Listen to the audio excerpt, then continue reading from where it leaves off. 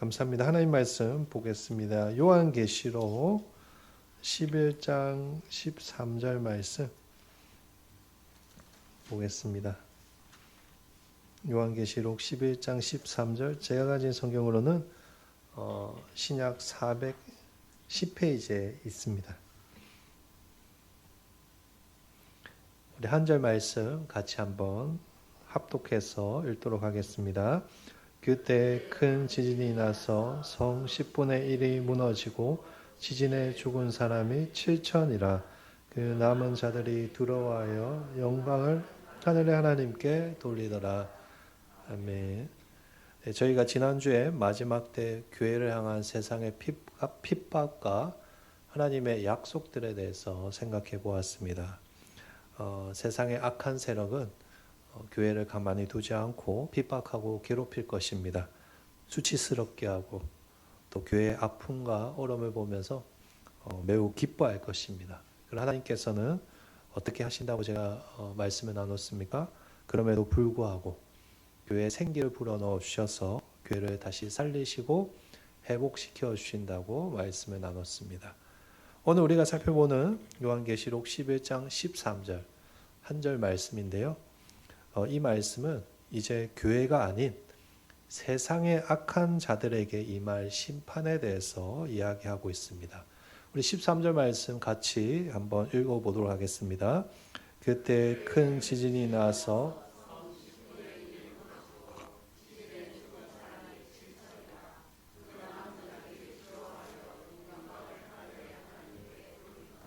아멘. 13절의 시작 부분을 보시면 그때라고 시작하지 않습니까? 여기서 그때는 언제일까요? 여기서 그때란 바로 앞에 11절과 12절 말씀을 이어받는 것으로서 하나님께서 다시 교회를 회복시키시고 교회가 하나님으로부터 예수 그리스도와 같이 영광스러운 구원을 받는 그때를 의미합니다. 그런데 교회가 영광을 누리는 그때에 어떤 일이 동시적으로 발생하는가? 성에 큰 지진이 일어나서 10분의 1이 무너지고 7천 명의 사람이 죽는다라고 말씀하고 있습니다. 이게 무슨 말일까요? 솔직히 한 번에 이해하기가 쉽지 않은 말씀입니다. 그래서 천천히 살펴보면서 본문이 말하고자 하는 바가 무엇인지 한번 생각해 보겠습니다. 일단 13절에 성이 등장합니다. 이 성은 어느 성일까요? 이 성은 지난주에 우리가 살펴보았던 예루살렘, 큰 성 예루살렘입니다. 그런데 이 예루살렘 성은 이미 말씀드린 것과 같이 단순히 이스라엘에 지금 위치하고 있는 예루살렘 성을 의미하는 것은 아닙니다.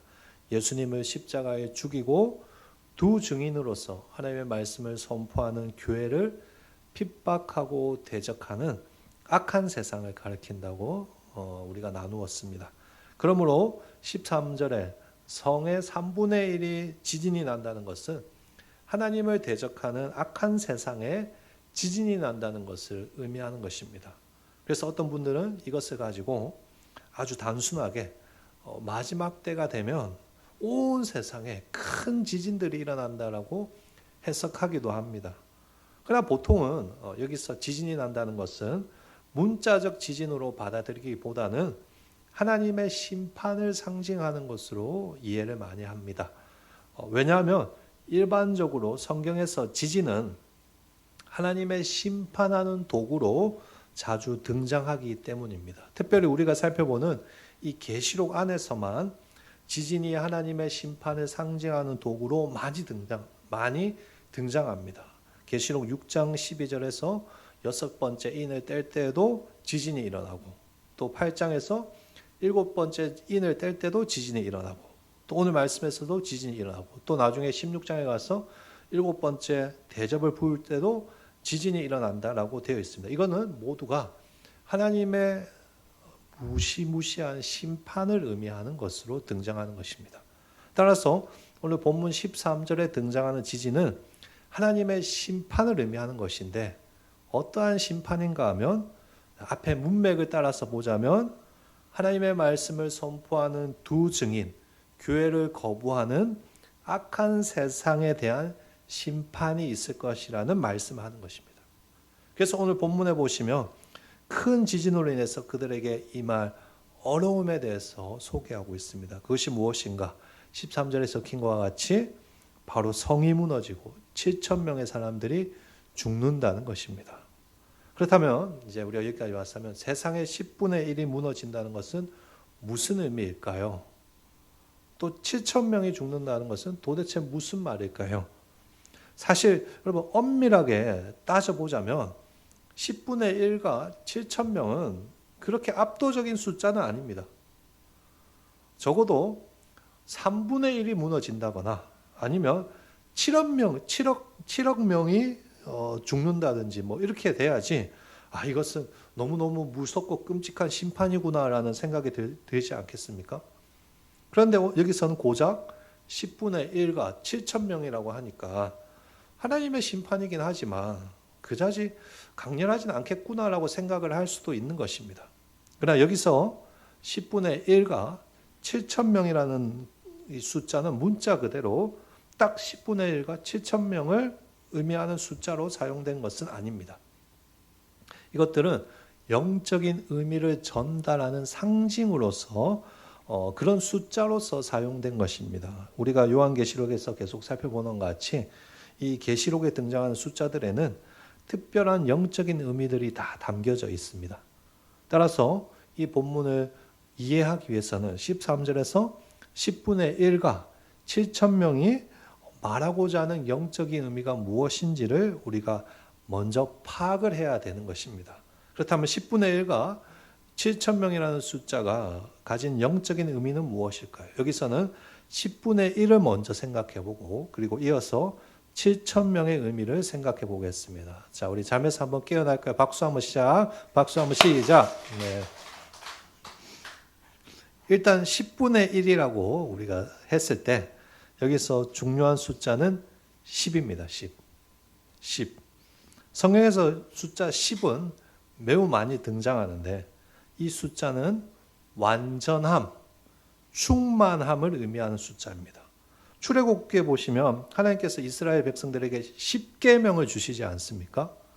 8계명도 아니고 9계명도 아니고 11계명도 아니고 10계명을 주시는 이유는 무엇일까요? 10계명이라는 의미 속에 하나님이 주신 율법으로서 완전하고 충분하다라는 의미가 담겨져 있는 것입니다.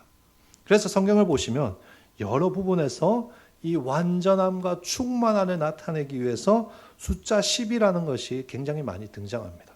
그런데 오늘 본문은 성 전체가 아니라 성의 10분의 1만 무너진다라고 이야기하고 있습니다. 이것은 무슨 의미일까요? 하나님의 심판이 이 세상의 모든 것을 완전하게 파괴하고 없애버리는 완전한 그런 심판이 아니라 부분적인 심판에 불과하다라는 의미입니다. 마치 이런 표현과 비슷한 것입니다. 10분의 1만 망할 것이다. 여러분, 열이며 열 다 죽을 것이다 라는 표현과 열 중에서 하나는 죽을 것이다 라는 표현은 전혀 다른 말이지 않습니까? 열이면 열 다 죽을 것이다 라는 이 말은 남김없이 완전하게 없애버리겠다라는 그런 뜻입니다. 그러나 열에서 하나는 죽을 것이라는 말은 부분적으로만 없애버릴 것이라는 의미를 담고 있는 것이죠. 10분의 1이 무너진다는 말이 바로 이런 말입니다. 10이라는 숫자가 완전함이라는 이런 숫자, 이런 성격에 근거해서 10분의 1만 무너진다는 것은 이런 비유적인 표현을 통해서 하나님이 이 악한 세상을 한 번에 완전히 심판하시는 것이 아니라 일부분만 심판하신다는 것을 이야기하는 것입니다. 그것이 더 확실해지는 게 13절 뒷부분입니다. 우리가 조금 뒤에 보겠지만 13절 뒷부분에 보시면 어떤 사람들이 등장합니까? 어떤 사람들이 등장하죠? 남은 자들이 등장하지 않습니까? 왜 이 사람들은 남아있습니까? 하나님이 이 세상을 불쌍히 여기시고 완전히 심판하지 않으셨기 때문에 살아남은 것입니다. 만약에 하나님이 성벽을 10분의 1이 아니라 10분의 10 모두 다 무너뜨린다면 누구도 살아남지 못할 것입니다. 그러나 하나님은 그렇게 하지 않으시고 단지 부분적으로 10분의 1 부분적으로 심판을 행하셨으니까 남은 자들이 있는 것입니다. 물론 하나님께서 완전히 심판하지 않으시고 이 10분의 1의 심판이 부분적인 심판이라고 해서 이것을 오해해서 하나님의 심판이 가벼운 거구나라고 생각하셔서는 안 됩니다. 오늘 본문에 보시면 큰 성의 성벽이 무너져서 몇 명이 죽었다라고 말씀하고 있습니까? 7,000명이 죽었다라고 말씀하고 있습니다. 여기서 7,000이라는 숫자는 두 가지 숫자로 구성되어 있습니다. 숫자 7과 숫자 1000입니다. 7,000이니까 7 곱하기 1000, 그러니까 숫자 7과 1000의 의미가 복합적으로 엮여져 있는 것이죠. 우리가 예전에 계시록 하면서 14만 4천 할 때 12 곱하기 12 곱하기 1000 이런 식으로 의미를 생각해 보지 않았습니까? 그러니까 7,000이라는 숫자도 7과 1000을 생각해서 그 의미가 무엇인지 우리가 확인해 볼 수 있는 것입니다. 일단 숫자 7은 아까 전에 우리가 살펴본 숫자 10과 같이 충만함을 의미하는 숫자입니다. 하나님께서 천지 창조를 하시고 언제 쉬셨습니까? 7일째 되는 날 쉬셨죠? 6일째 아닙니다. 7일째 되는 날 쉬셨습니다. 왜 쉬셨습니까? 왜 7일째 쉬셨을까요? 6일도 아니고 8일도 아니고 왜 7일째 쉬셨을까요? 하나님의 창조가 이미 충분하다라는 것입니다. 그래서 숫자 7은 성경에서 충분하다라는 의미로 사용됩니다. 그런데 여기에 숫자 1000이 곱해졌습니다. 이 숫자 1000은 성경에서 큰 규모를 나타내는 숫자입니다. 신명기에 보시면 모세가 이스라엘 백성들에게 너희가 하나님의 말씀대로 되면 몇 배의 축복을 받을 것이라고 하죠? 1000배의 축복을 받을 것이라고 이야기하지 않습니까? 여기서 1000배의 축복이란 딱 1000배의 복을 준다는 말이 아니라 굉장히 큰 축복을 주신다는 것을 의미합니다. 이처럼 숫자 1000은 성경에서 아주 많다라는 의미로 사용되는 숫자입니다. 따라서 7,000과 1000의 이 의미에 근거해서 7,000을 해석하자면 어떤 의미가 되는가? 충분히 많은 숫자의 사람들을 의미하는 것입니다. 그래서 13절에 성벽이 무너져서 7,000명이 죽는다는 것은 적은 숫자의 사람들만 하나님의 심판을 받는다는 것이 아니라 오히려 상당히 많은 사람들에게 하나님의 심판이 임할 것이라는 것을 이야기하는 것입니다. 결국 13절에서 큰 성의 10분의 1이 무너지고 7,000명의 사람들이 죽는다는 것은 무엇을 말하는 것인가? 교회를 핍박하고 괴롭히는 이 악한 세상에 하나님이 부분적인 심판을 하실 것인데 그것으로 인해서 그 부분적인 심판 때마다 많은 사람들, 충분히 많은 사람들이 하나님의 심판을 받게 될 것이라는 그 말을 하고 있는 것입니다. 그런 점에서 엄밀하게 따져보자면 사실 바로 앞에 11절부터 12절의 말씀과 11절부터 12절의 말씀, 제 왼손에 11절과 12절의 말씀과 오늘 본문인 13절, 제 오른손에 이 말씀은 매우 대조되는 말씀이라고 할 수 있습니다. 그렇죠? 11절과 12절은 비록 고난이 있지만 그 고난 가운데서도 교회가 누리게 될 무엇에 대해서 이야기하고 있죠? 회복과 구원에 대해서 이야기하고 있다면 이 13절은 반대로 교회를 핍박하고 괴롭히면서 즐거워하였던 악한 세상이 지금은 아무 탈 없이 잘 먹고 잘 살고 행복해 보이더라도 그들에게 하나님이 계속해서 부분적으로 심판을 가할 것이라는 선포를 하고 있는 것입니다. 우리가 하박국에서 살펴본 말씀이 그거 아닙니까? 하나님이 역사 가운데 무엇을 설정하셨다 했습니까? 악인을 향한 심판의 법칙들을 설정했다고 제가 말씀드렸습니다. 이것입니다.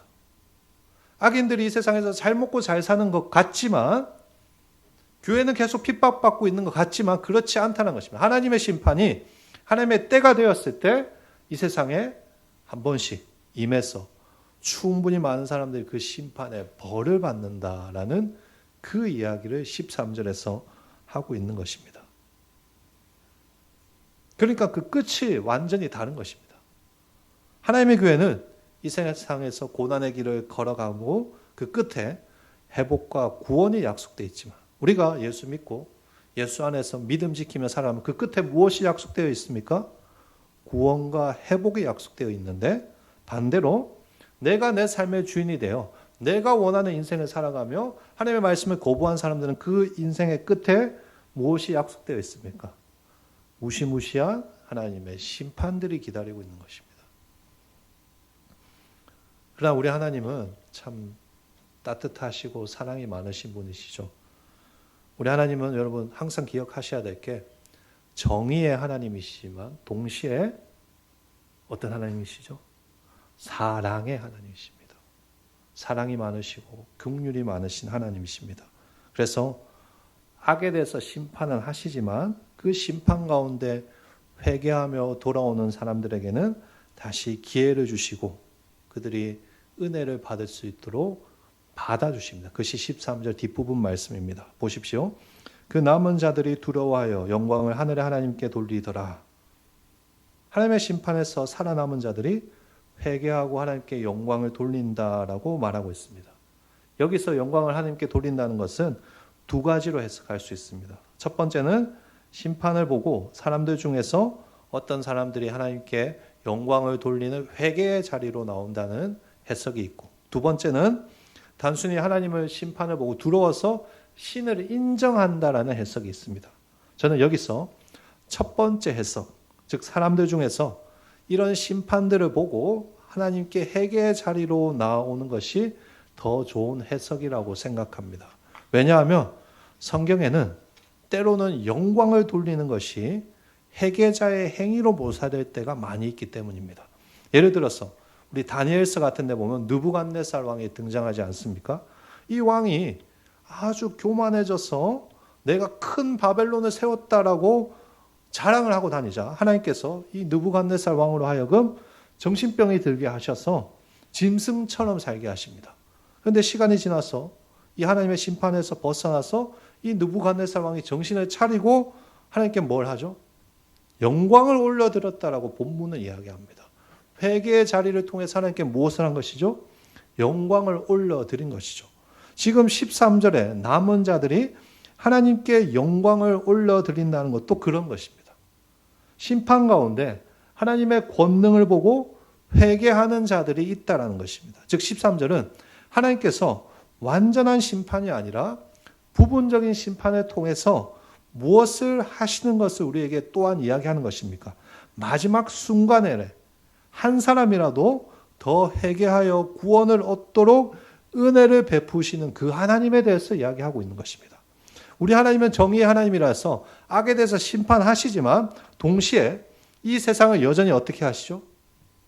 사랑하시고 그들을 구원하시고자 계속해서 심판 가운데도 무엇을 주신다는 것입니까?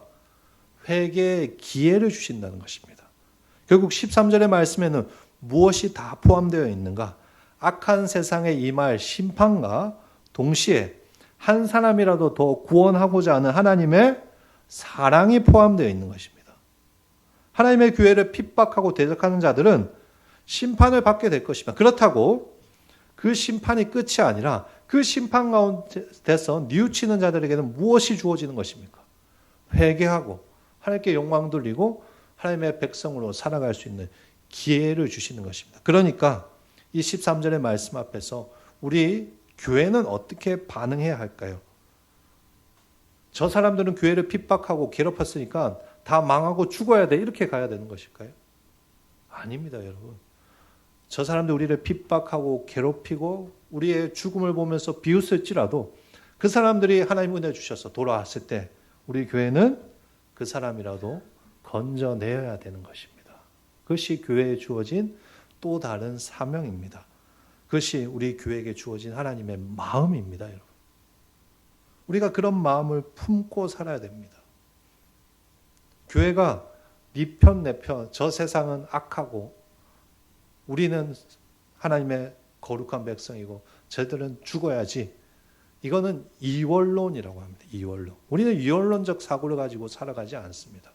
우리는 하나님의 사랑을 알기 때문에 저들이 비록 우리를 핍박하고 괴롭힐지라도 하나님 은혜 주셔서 우리에게 돌아왔을 때 저들을 따뜻하게 안아주고 저들이 회개하고 예수 믿는 그 자리로 나아갈 수 있도록 우리가 그 사명을 한일교회가 감당해야 되는 것입니다. 저 사람은 아닐 거야. 저 사람은 아니지. 우리가 함부로 그렇게 말할 수 없습니다, 여러분.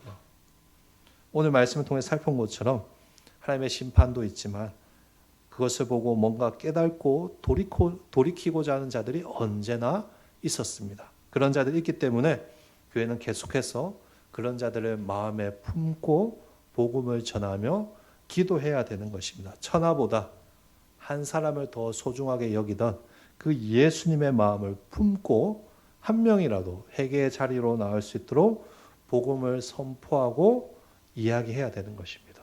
그것이 교회에 주어진 사명입니다. 교회에 나와서 오늘 나에게 위로 줄 말씀, 내 마음이 다시 따뜻해질 수 말씀, 그런 것만 기다리는 것이 아니라 아직 이 자리에 나오지 못한 저 세상에 하나님이 택하신 자들을 위해서 눈물로 기도할 수 있는 그런 우리 한일교회가 되기를 소망합니다.